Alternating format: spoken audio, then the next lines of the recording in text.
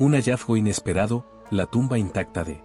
En marzo de 1920, el arqueólogo estadounidense Herbert Winlock se encontraba trabajando en la necrópolis tebana de Asasif Sur, cerca de Deir el-Bahari, cuando el azar lo llevó a realizar uno de los descubrimientos más fascinantes del Reino Medio.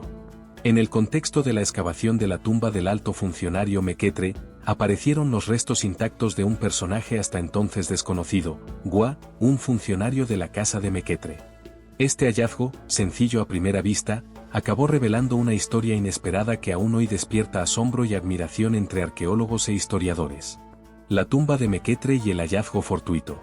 Mequetre fue un alto funcionario de la corte del faraón Mentwot II, uno de los monarcas que consolidó la reunificación de Egipto tras el primer periodo intermedio.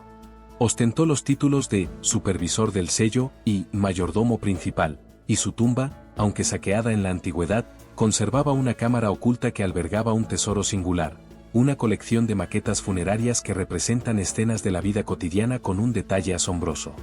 Fue durante el traslado de estas maquetas cuando el equipo de Winlock, al limpiar un terraplén contiguo, descubrió la entrada sellada con ladrillos de barro de una pequeña tumba anexa. La puerta, al final de un túnel de 8 metros, daba acceso a una cámara que había permanecido intacta durante casi 4 milenios. La tumba intacta de Gua. Dentro de la tumba se hallaba un sencillo pero elegante sarcófago de madera con el nombre del difunto, Gua, supervisor del almacén, al servicio de Mequetre. El estado de conservación era asombroso: paja quemada del funeral, un paño de lino usado para cubrir el ataúd, las cintas que ataron el sarcófago y el nudo con el que se cerró la tapa seguían en su lugar.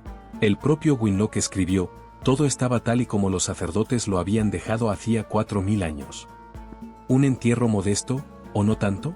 Junto al ataúd se hallaban 12 rebanadas de pan, la pata delantera de un buey y una jarra de cerveza, probablemente usada en una libación ritual. A simple vista, el entierro parecía modesto, sin joyas visibles, sin mobiliario lujoso, sin complejos amuletos. Gua no era un noble, sino un servidor estimado.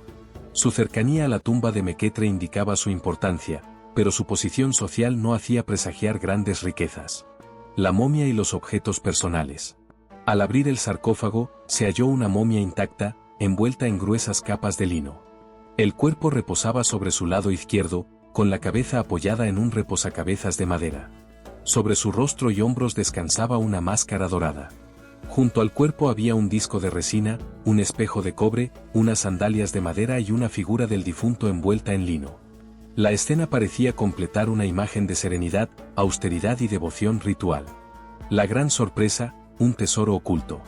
Durante años, la momia fue expuesta en el Museo Metropolitano de Arte de Nueva York tal como se halló.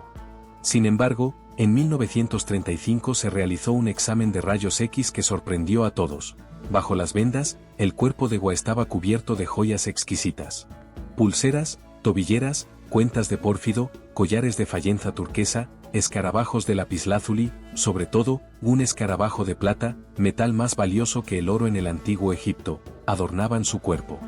En 1939, se procedió a desenvolver la momia para recuperar estas piezas, en una práctica que hoy sería considerada invasiva. Un hombre joven y especial. Los estudios revelaron que Gua murió a los 30 años y era más alto que el promedio de su tiempo. Sufría de problemas en los pies, lo que sugiere una vida sedentaria. Su obesidad y posible mala salud contribuyeron a su temprana muerte. A pesar de su riqueza funeraria, la técnica de momificación fue bastante pobre, posiblemente una decisión práctica o económica. En conclusión, la historia de Gua es un testimonio de las complejidades sociales del antiguo Egipto. Su enterramiento combina sencillez ritual con riqueza oculta. Demuestra que los vínculos personales, como su relación con Mequetre, podían abrir puertas incluso en la eternidad. También nos recuerda que muchas veces, la apariencia engaña. Bajo las vendas del olvido pueden yacer tesoros de historia, de cultura y de humanidad.